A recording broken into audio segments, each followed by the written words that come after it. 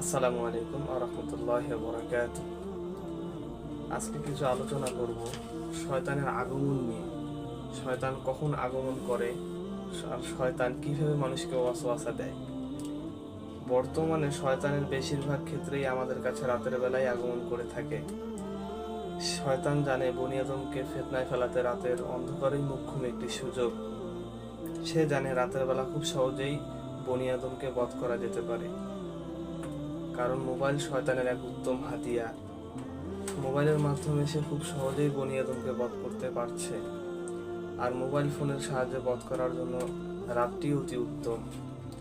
সারাদিনের ব্যস্ততা কাটিয়ে ক্লান্ত শরীরে রাতের বেলা যখন বিছানায় গাটা এলিয়ে দেওয়া হয়, তখন মোবাইল ফোনটা সবাই এমনি এমনি হাতে নিয়ে নেয়। মোবাইল হাতে নেওয়ার পরপরই শয়তানের ওয়াসওয়াসা শুরু হয়ে যায়। সেই ওয়াসওয়াসায় পড়ে কেউ বা শুনে গান, কেউ বা দেখে মুভি, কেউ বা দেখে সিনেমা, কেউ বা দেখে নাটক, আর কেউ বা পর্নের মতো জঘন্য কিছু দেখে নিজের প্রবৃত্তির লালসা পূরণ করে।